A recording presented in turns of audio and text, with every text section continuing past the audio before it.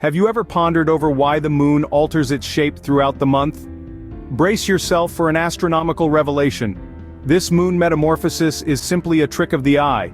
In actuality, our moon is an unwavering sphere, a silent guardian in the heavens. Nonetheless, it stages an enigmatic pas de deux, a visual fiesta that leaves us spellbound. This dance is directed the interplay of light and shadow. As the moon circles the earth, we witness varying portions of its surface lit by the sun, creating the illusion of a waxing and waning moon. These are the so-called phases of the moon. Now let's add another layer of complexity. The moon's phases can be observed differently depending on the time of year.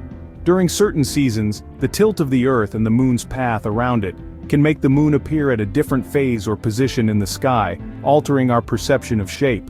Just picture it. A grand cosmic ballet performed by the Earth, the Moon and the Sun, with the seasons acting as the stage manager, subtly changing the backdrop of the performance. The Moon, in its unchanging spherical form, pirouettes in space, casting a captivating play of light and shadow that unfolds as the varying phases we witness from our earthly vantage point. In the course of this video, we will unravel the mystery of these phases for you, taking into account the time of year as well. Our journey starts with a new moon.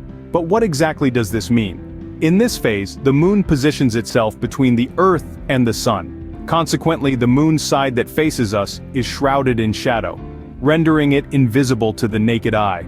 This moment is best observed during the spring equinox, but often overlooked due to its invisibility. It signifies the commencement of the moon's celestial cycle. It's a subtle yet profound reset in the moon's continuous dance around our planet. From here, the moon will begin to reveal itself once more. As days pass, we begin to witness a small sliver of the moon illuminating the night sky.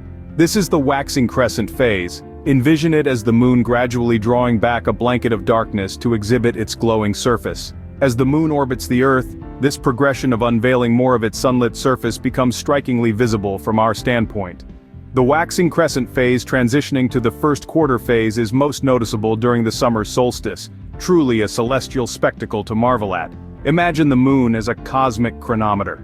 Upon reaching the o'clock position, we step into the first quarter phase. Half of the moon's surface is now illuminated, manifesting as a precise semicircle in the night sky.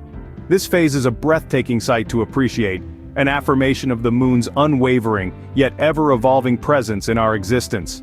As the moon proceeds on its trajectory revealing more of itself, our voyage through the cosmos unravels, leading us deeper into the spellbinding ballet of lunar phases. The moon continues to grow, moving into the waxing gibbous phase. This phase, particularly prominent during the autumn equinox, is a sight to behold, as more than half of the moon is illuminated. Each night, the luminous portion swells, hinting at the spectacle that's about to unfold. As we gaze up at the night sky, we can observe the moon's transition, a celestial spectacle that has fascinated humans for millennia. The moon's journey doesn't stop there. It continues to wax until it reaches its grandest stage, the full moon. During this phase, the entire face of the moon that we see from Earth is brilliantly illuminated. It's a sight that has inspired countless poems, stories, and myths. The full moon serves as a beacon in the night, casting long shadows and transforming the landscape into a realm of silver and shadow.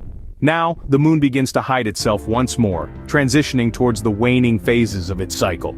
And so, the moon's dance continues, an eternal ballet performed in the cosmic theater. From the full moon phase, we transition into the waning gibbous phase. As the moon continues its celestial journey, it enters a period of waning or decreasing illumination. The visible portion of the moon starts to shrink, moving from a waning gibbous where more than half but not all of the moon is illuminated, to a last quarter, where only half of the moon's surface can be seen. This phase of the moon, from waning gibbous to new moon, is most visible during the winter solstice. As the moon's glow diminishes further, it enters the waning crescent phase. The sliver of visible light becomes thinner and thinner, until only a faint crescent remains. It's a gentle reminder of the moon's constant ebb and flow, rhythm as old as time itself.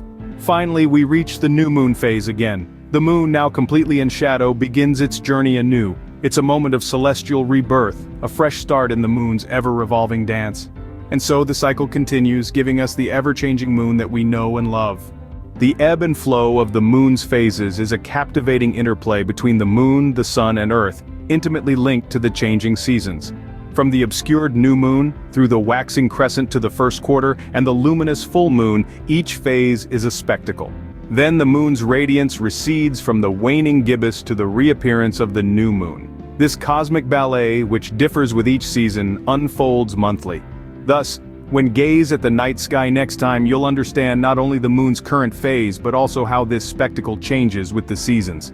Subscribe to our Universal Universe channel for daily cosmic explorations.